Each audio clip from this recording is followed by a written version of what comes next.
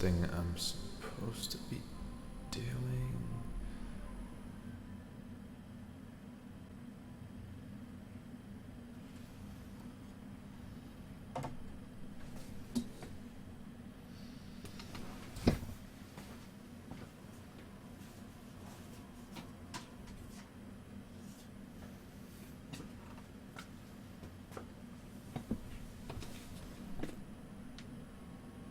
Yeah, who needs it?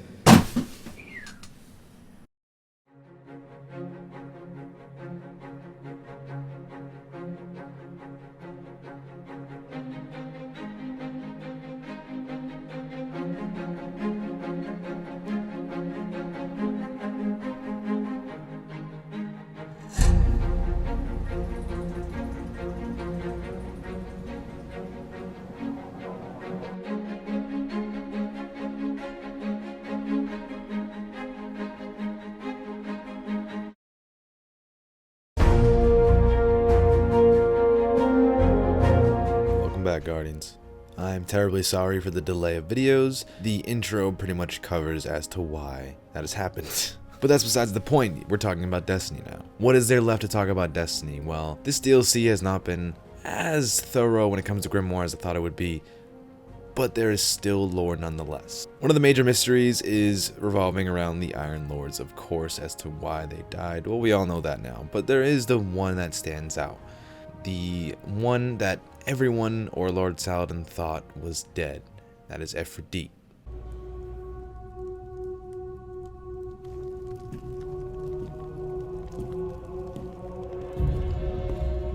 No statue for me, I see. The statues are for the dead. And I always hoped you were not among them.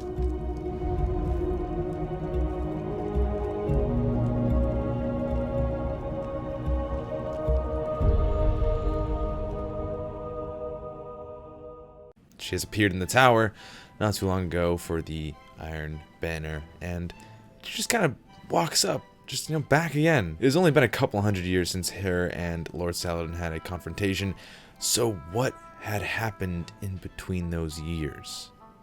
Well, a little background. You all know the Iron Lords. I'm not going to name them off. But apart from Lord Saladin, Efrideet is the only other Iron Lord to have survived the original Siva outbreak. And this is kind of a problem. You see, Lord Saladin thought that everyone was left inside the vault, but there Efrideet stands. This is almost like the same situation that happened with Toland Shattered and Eris Morn. They weren't as close as friends, but they were still in the same fire team nonetheless. Whereas Eris Morn and Toland the Shattered had to go down and fight Crota, these Iron Lords had to fight Siva. Toland actually did survive, ended up, going off at his own thing. You can watch the video here. Eris Morn came back after wandering the darkness forever. That's why her eyes are a little bit fucked up. And that's that story. With Efrideet, she saw everyone she knew die. They all fell in front of her. This made her will to fight absolutely zero. Did not want to go on. She just kind of quit. And that's when she eventually journeyed out into the outer rim of the solar system, to the Jovians. If you don't know who they are, still got videos on that. If you know who Xur is, that is one of the people that live out in the solar system. And that is where she journeyed out to. She ended up joining a hidden enclave of Guardians. These were a group of Guardians who had learned to use their light in a very peaceful way. Ways to help each other, ways to make each other's lives better, not necessarily used for fighting, just for their own benefits. And that's where things get interesting. That's pretty much all we know about Efrideet and her travels for the, couple of hundred years that she was wandering around the outer solar system. But there's so much in that little bit of information that, like everyone's been speculating, everyone's going to be going out into the outer solar system. I thought this DLC was going to be us going to, say, Europa, any one of the moons of Jupiter or Saturn, never mind going out even further, not like the edge of it. But as we do know, there actually still are Guardians out there. This is a confirmation on groups of Guardians besides the Jovians and Xur that are out there. Maybe the next DLC will be that of the Nine and their background, or of Clovis Bray, because it seems to be a very reoccurring theme. And the reason why Efrideet has returned is because she did hear of the Siva crisis, had another uprising, had another resurrection. The Devil Splicers, of course, came in and opened up the tomb where Siva had been contained. And that is when Efrideet returned to the Iron Temple to assist Lord Saladin and also to fulfill her responsibility to the Iron Banner. Why did she go straight to the Iron Banner? That's actually quite simple. Back when the Iron Banner was just a random thing that we all did to join, people thought it was hardcore Crucible, we just thought of Lord Saladin as honoring the Iron Lords, because he was the last one. When I say last, I use air quotes.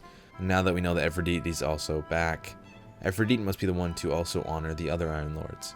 That is why she's taken the place. As to why she's so chill about it, don't really know.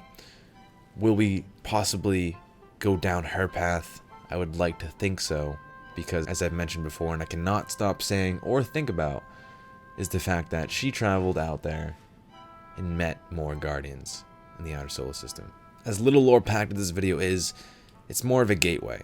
Don't think about it as hardcore details, hardcore information, hardcore storyline. More of a, this is what's setting up for the next DLC, or next Destiny 2. As you all know, Destiny 2 is coming out soon. Soon's pretty much just a relative term. But this is kind of like placing down all of the materials to use to build up Destiny 2. Now we have reasons. With the Siva crisis and more information about Clovis Bray, he's a very unique individual.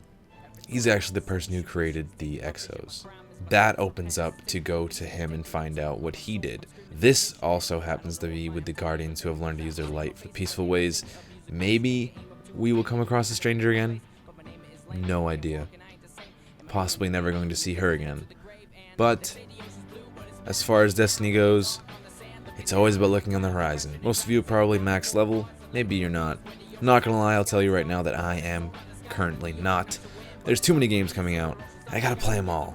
But anyway, Guardians, hope you guys enjoyed. Hope you're still having fun in Destiny. Maybe you are, maybe you weren't. Doesn't really matter. All that matters is, hope to see you guys in the next one. Later, Guardians.